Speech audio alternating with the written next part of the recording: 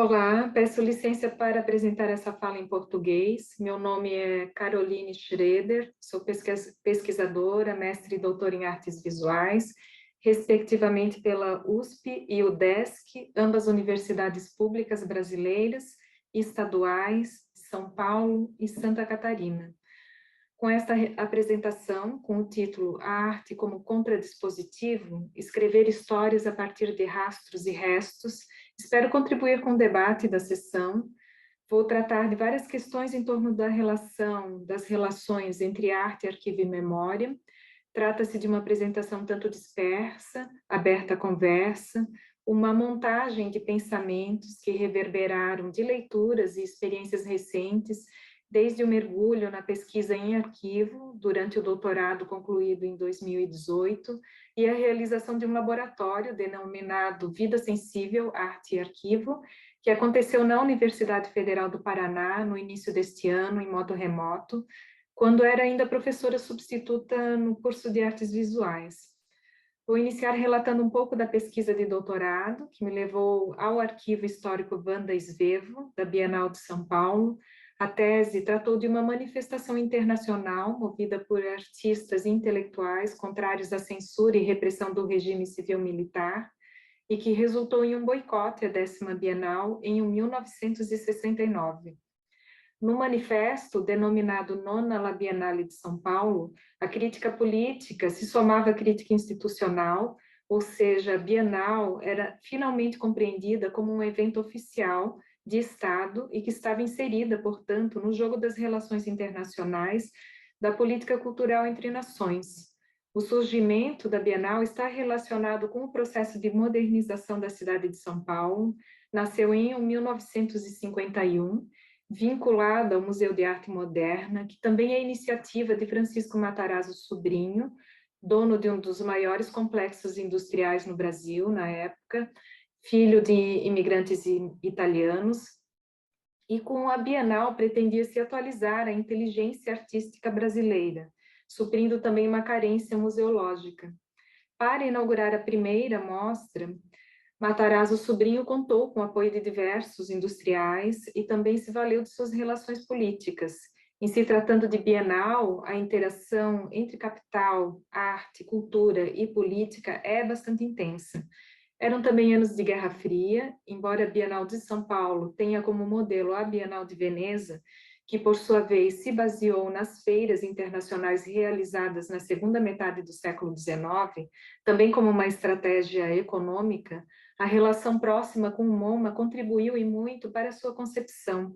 Segundo Francisco Alambert, eram tempos de afluência e de alinhamento nas esferas do capitalismo em reorganização, depois de 2 guerras mundiais e dos esforços para conter o, entre aspas, perigo comunista. Matarazzo Sobrinho sabia da importância da mostra para a política externa do Brasil. No início de 67, ele declara a um jornal, por exemplo, que isso poderia ser comprovado pela atenção e pela consideração que os governos federal, estadual e municipal têm por ela e pelas suas realizações. Também no mesmo ano, a Assembleia Legislativa do Estado de São Paulo, dias antes da abertura da 9ª Bienal, em um gesto de entusiasmo, ressaltou a relevância do evento para o Estado e para o país. Primeiro, porque estaria fazendo pelo Brasil mais do que as embaixadas no exterior. Segundo, porque vinha projetando São Paulo como verdadeiro centro de manifestações de tendências novas e de gestação da arte moderna. Bom, ressalto que em dezembro de 1968, o governo civil-militar instaurou o AI-5, intensificando a repressão e a censura, também as manifestações culturais. Os anos seguintes marcam o período mais violento do regime ditatorial. O boicote ele vai se efetivar alguns meses antes da abertura da 10ª Bienal, em junho de 69, e alguns meses depois da instauração do AI-5. E o manifesto Nona La Biennale, com um abaixo-assinado, afirmava a necessidade de uma recusa geral, uma recusa total ou ainda radical e internacional de toda a participação na Bienal de São Paulo. Desde maio de 68, dizia o documento, um grande número de intelectuais e artistas haviam tomado a decisão de não mais colaborar com a cultura oficial, na medida em que ela se colocava ao lado da repressão. Concernente a São Paulo, esse conluio era ainda mais evidente. para esse grupo. O manifesto denunciava também o sistema obscuro de seleção dos artistas, a falta de diálogo e debates coletivos. E dizia ainda que a Bienal de São Paulo, como muitas outras instituições culturais, se mostra em sua verdadeira intenção. É uma citação aqui. Ela está inteiramente a serviço do poder. É a tela cultural que tenta mascarar a repressão. Ela própria participa dessa repressão ao se recusar a expor trabalhos com tema imoral ou subversivo. Ela tem por função, através da participação internacional, de sancionar a política ditatorial dos generais. Aqui, novamente, o velho truque. A cultura liberal serve como tela de fumaça à violência fascista. Bom, dito isto, gostaria de voltar agora à pesquisa no arquivo, durante a busca dos rastros dessa manifestação coletiva em defesa da liberdade da arte e que tomou a decisão mais radical de recusa total à cultura oficial, no caso a Bienal, que se colocava nessa perspectiva ao lado da repressão. Um dos principais dilemas, um dos primeiros dilemas ao qual me deparei foi como pesquisar sobre o boicote à Bienal no arquivo da própria instituição boicotada?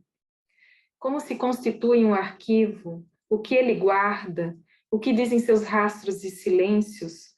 Como a arte, ao acessar esses espaços de memória, ao repensar acervos e coleções, pode criar novos imaginários e, por conseguinte, escrever outras histórias? Como trabalhar com arquivos, acervos de instituições que se constituíram inseridas em projetos de modernização marcados pelos processos coloniais e por um capitalismo avançado? Bom, essa experiência de pesquisa me levou a pensar também o arquivo como conceito e dispositivo e na possibilidade de a arte funcionar como um contradispositivo. Mas, afinal, o que é um arquivo? O que é um rastro? Raul Antelo, ao ler Jacques Derrida, diz que o rastro, mesmo partindo de uma origem verificável, logo se separa dela e resta apenas como rastro, na medida em que se separou do ato positivo de rastreamento. E mais adiante ele destaca, onde há rastro, começa um arquivo. Este não é um campo neutro, simples repositório de fatos verificáveis. As escrituras guardadas e organizadas revelam não apenas a história que se quer contar, mas o que se quer esquecer.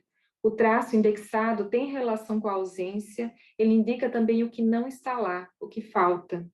O fascínio da pesquisa em arquivo é relatada por quem mergulha nesses espaços cheios de caixas e pastas e que tenta decifrar enigmas, desconstruir narrativas e remontar um passado que se mostra em fragmentos. A experiência física, o corpo sente o esforço e é também criativa na diligência de relacionar as partes, tão polivalentes em significados e possíveis associações. Reinventa-se o passado a contrapelo. Nessa tarefa arqueológica, ou ruinológica, como diria Antelo, ao dirigir-se às ruínas discursivas, não há busca pela origem, mas captação da emergência de um determinado fenômeno que reluz no presente. E aqui poderíamos trazer Walter Benjamin, George Agamben, e vou citá-los mais adiante. A sensação de um corpo que afunda de quem trabalha em arquivo é descrita por Arlette Farge, que pesquisou os arquivos policiais do século XVIII na França, como uma viagem em termos de mergulho, de imersão e até de afogamento. O mar se faz presente. Nesse aprofundar-se, ao manipular uma infinidade de documentos, coletando e redistribuindo as cartas, fabrica-se um objeto novo, constitui-se uma outra forma de saber, escreve-se um novo arquivo. No entanto, para que esse mergulho aconteça, para que um novo saber se estabeleça, um mar de restos, um arquivo, precisa, de algum modo, resistir ao tempo.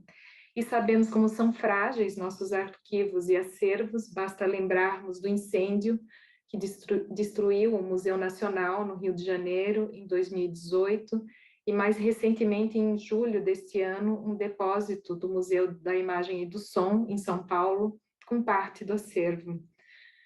Para pensarmos no caso da Bienal, a experiência de imersão neste arquivo, onde estão guardados rastros do boicote e registros da organização das bienais sob os efeitos desse protesto, só foi possível porque os documentos institucionais sobreviveram, mesmo que a revelia, visto que não havia qualquer intenção a princípio da instituição de trazê-los a público. A história desse arquivo é marcada também pelo esquecimento, pela negligência, e se ele existe hoje, aberto e vivo, se deve ao esforço de alguns colaboradores aguerridos. A primeira tentativa de recuperação dessa documentação aconteceu coincidentemente ou não no período da abertura política. A Fundação Bienal guardou muito tempo um arquivo morto, que tinha exatamente esse nome, Arquivo Morto. Esses documentos começaram a ser manipulados somente em 84, graças a um projeto de revitalização, que contou com pouco investimento, apenas com 2 profissionais, né, que relataram a aventura de resgatar esse acervo esquecido em uma sala que havia sofrido uma inundação e que alimentava fungos, cupins, brocas e ratos. Nem tudo pôde ser salvo. Jean-Marie Gagnaban afirma que rastros não são criados, como são outros signos culturais, mas sim deixados ou esquecidos. Porém, tão significativos quanto os rastros encontrados são as ausências, as palavras não ditas, as descontinuidades. Essas lacunas não resultam apenas das condições precárias de conservação, resultam também de tomadas de decisão sobre o que se deve guardar e o que se deve esquecer ou descartar, e refletem também, no caso da pesquisa sobre o boicote, os anos de ditadura. Quando se trata de governos autoritários, a censura e a repressão estão presentes, são instrumentos de controle, e a precaução com o dizer e o não dizer, dizer somente em parte, omitir, silenciar, é maior, né, pois as consequências são imprevisíveis. Bom, o arquivo, ele traz as marcas do trauma, e segundo Gagnaban, o trauma é a ferida aberta na alma, no corpo, por acontecimentos violentos, recalcados ou não, mas que não conseguem ser elaborados simbolicamente, em particular sob a forma de palavra pelo sujeito. Está implícito aí o reconhecimento dos limites do arquivo, esse arquivo com A maiúsculo, e por extensão das relações de poder que o constituem e que lá se perpetuam. Como diz Antelo, o tempo perdido está perdido e esse não se recupera mais. O que podemos restituir é a procura, um desejo de sair à procura de, e esse gesto ganha significado quando reconhecemos que a história do Brasil é também uma história de apagamentos, desde o genocídio dos povos indígenas. Segundo Márcio Seligman Silva, a arte, ao acessar rastros, pode construir narrativas, resgatar histórias esquecidas ou ainda não inscritas, que não tiveram a chance ainda de serem escutadas. Nessa perspectiva, a arte é entendida como uma espécie de escrita carnal da história, pois se coloca contra o bloqueio de arquivos oficiais ou então se volta para questões negligenciadas por uma historiografia hegemônica. Ao promover uma arqueologia do presente, do que resta, a arte é contra-arquivamento e reivindica uma nova aliança com a verdade, diz ele, longe do modelo positivista e que se dá sob o signo da ética. Seligman Silva assinala o rastro como termo-chave para a modernidade e destaca como, em determinadas situações, é preciso apagá-los para sobreviver, para fugirmos ao poder-violência do Estado total. Esse mesmo poder-violência que quer apagar a vida sem deixar também rastros. O poder é exercido como forma de eliminação da vida e de sua comprovação. Apague as pegadas, diz Bertolt Brecht em um dos seus poemas. Ressalto apenas um trecho. O que você disser, não diga 2 vezes. Encontrando seu pensamento em outra pessoa, negue-o. Quem não escreveu sua assinatura, quem não deixou o retrato, quem não estava presente, quem nada falou, como poderão apanhá-lo? Apague as pegadas. Seligman Silva diz que a arte da inscrição da memória da violência tem de ir a contrapelo, buscando restaurar os rastros. Ela nos ensina a construir a presença a partir da ausência. A arte é vista, nesse caso, como inscrição do desaparecimento, da dor e da violência. ela passa a ser um meio de elaboração da perda, mas também meio de denúncia e suporte da memória. É possível reconhecer também nessa citação o conceito de história de Walter Benjamin. O documento, assim como o processo histórico, não pode se libertar da barbárie, partindo da noção de que o estado de exceção é uma regra e não exceção. A luta deve se dar com uma história que revele seus elementos catastróficos. A ideia de arte como contra-arquivamento conduz também para uma aproximação com o conceito de contradispositivo do Giorgio Agamben. Para esse filósofo italiano, o dispositivo pode ser, a citação aqui, qualquer coisa que tenha de algum modo a capacidade de capturar, orientar, determinar, interceptar, modelar, controlar e assegurar os gestos, as condutas, as opiniões e os discursos dos seres viventes. Assim, o arquivo, com A maiúsculo, pode ser entendido como um dispositivo e, segundo Agamben, a estratégia que devemos adotar no corpo a corpo com os dispositivos não pode ser simples, já que se trata de libertar o que foi capturado e separado por meio dos dispositivos e restituí-los a um possível uso comum. Agamben se utiliza de um termo que provém da esfera do direito e da religião, profanação, para explicar que somente um contradispositivo é capaz de fazer frente aos dispositivos. Profanar, segundo o direito romano, significa restituir ao livre uso dos homens as coisas que pertenciam exclusivamente aos deuses. Para Foucault, o termo arquivo vai além do jogo de circunstâncias e das leis de pensamento que lhe dão corpo institucional. É um sistema que instaura os enunciados como acontecimentos e coisas. O arquivo é um sistema que rege o que pode ser dito, porém, na medida em que possibilita relações múltiplas entre as coisas ditas, diferencia também múltiplos discursos, fazendo com que eles não se inscrevam em linearidades sem ruptura.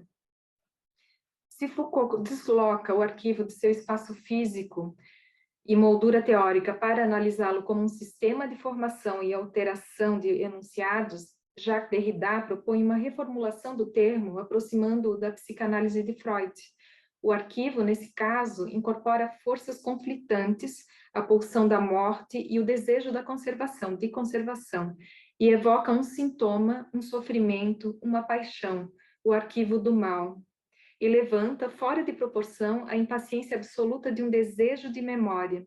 Esse desejo de arquivo não existiria sem a possibilidade do esquecimento.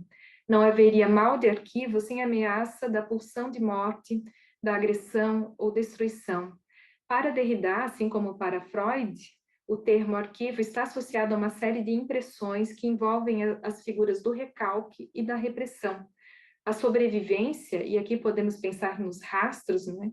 No documento, na imagem, no testemunho, não significa mais a morte e o retorno do fantasma, mas a sobrevida de um excesso de vida que resiste ao aniquilamento. Derrida desconstrói o conceito tradicional de arquivo como aquele que guarda as evidências de um fato ou acontecimento, que esclarece e revela sem deixar mentir, dando-lhe novas possibilidades de inscrição na história e na arte, sendo esta entendida como um processo não linear. Bom, já dizia Benjamin, né? Articular historicamente o passado não significa reconhecê-lo como ele de fato foi. Significa apropriar-se de uma reminiscência, tal como ela relampeja no momento de um perigo. Estar atento ao outro, às luzes que chegam de outrora, despertar no passado as centelhas da esperança, é talvez tarefa do historiador e do artista, convencido de que também os mortos não estarão em segurança se o inimigo vencer, e esse inimigo não tem cessado de vencer. Voltando ao caso do boicote, para finalizar, Mário Pedrosa, em 1970, um dos principais articuladores do boicote, não via qualquer possibilidade de garantir a livre expressão da arte naqueles anos de ditadura em uma mostra como a Bienal. O futuro é inseguro, dizia ele. Uma revolução precisa passar e varrer o Brasil como um tufão. Para sobreviver numa civilização em naufrágio, em que tudo se transforma em mercadoria, a arte teria que se reconfigurar em experiências que pensam, não mais propondo obras perenes, mas atos, gestos, ações coletivas. E as palavras de Pedrosa permanecem atuais. É isso, obrigada.